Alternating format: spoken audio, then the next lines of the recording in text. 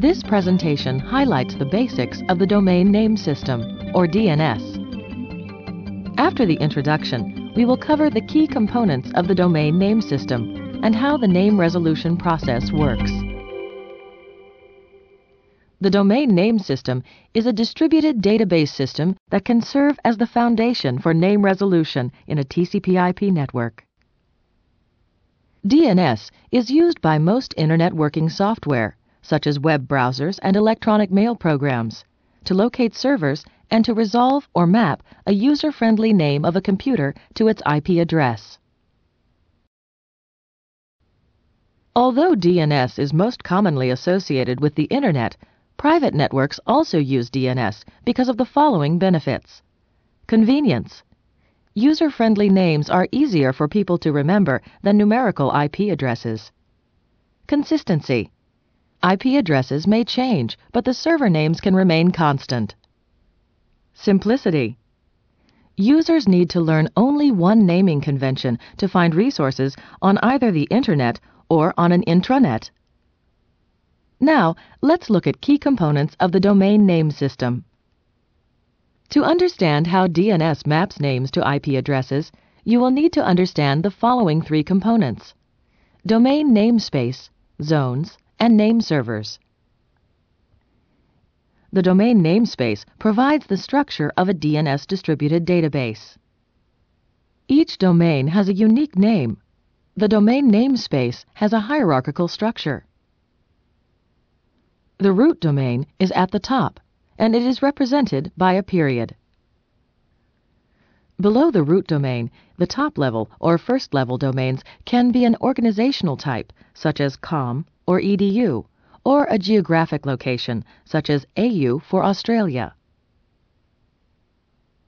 Second-level domains are registered to individuals or organizations, such as Microsoft.com, the Microsoft Corporation domain, or Stanford.edu, the Stanford University domain, or gov.au, the domain for the Australian government.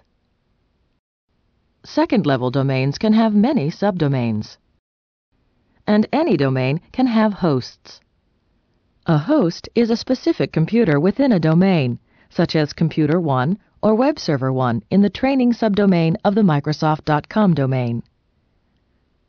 A fully qualified domain name, or FQDN, describes the exact relation of a host to its domain. DNS uses the FQDN to map a host name to an IP address. For administrative purposes, domains can be organized into zones. As you can see in this example, a zone is a discrete and contiguous area of the domain namespace. One reason to divide a namespace into zones is to delegate authority for different portions of it. One very large domain could be difficult to administer. The name-to-IP address data for computers located in a zone is stored in a zone database file on a DNS name server.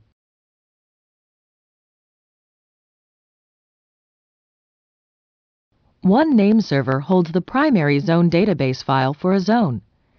That name server is said to have authority for making changes to the zone file. A copy of the zone file may be stored on other servers to balance network load. These copies are referred to as secondary zone database files. The secondary zone database files are updated regularly from the primary zone database file by a process called zone transfer. Therefore, either server can answer name resolution queries for that zone. The next section describes how name servers resolve or map user-friendly names to numerical IP addresses. The name resolution process involves sending a query to one or a series of name servers to locate the IP address of the requested computer. The query contains the fully qualified domain name, or FQDN, of the requested computer. The name servers use a computer's FQDN to locate its IP address. This query is called a forward lookup query. A forward lookup query is a request to map a name to an IP address. This example shows a forward lookup query from a client to find the IP address of Web Server 1 in the training.microsoft.com domain. The client queries its local name server for the IP address of webserver1.training.microsoft.com. The local name server checks its zone database file to see if it has authority for that domain. It does not have authority, but the name server does contain information that points to the root name servers. The local name server will now begin a search for the name server that has authority for the domain training.microsoft.com, starting with the root name servers. So, the local name server sends a query to a root name server. The root name server contains IP addresses of the name servers for the top-level domain, com. The root name server sends those IP addresses back to the local name server, which then queries a com name server. The com name server receives the query and responds with a referral to the Microsoft.com name servers.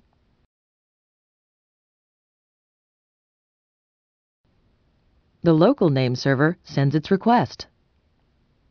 The Microsoft.com name servers have the zone database files that contain the name-to-IP address mapping information for Web Server 1.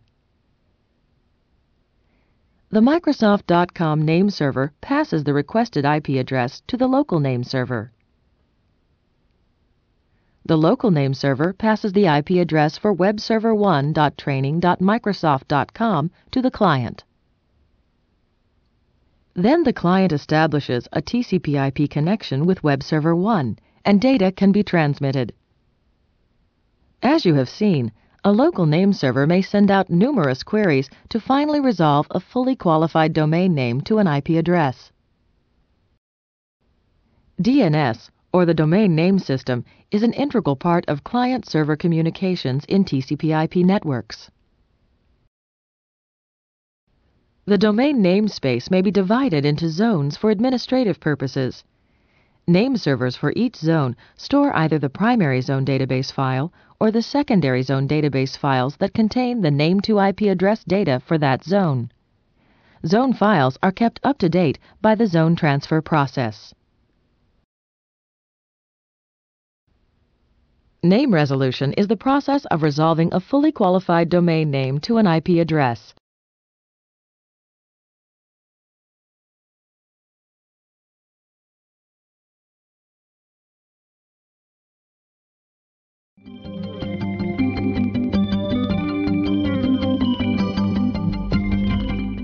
DNS is a distributed database with a hierarchical structure that can serve as the foundation for name resolution in a TCP/IP network.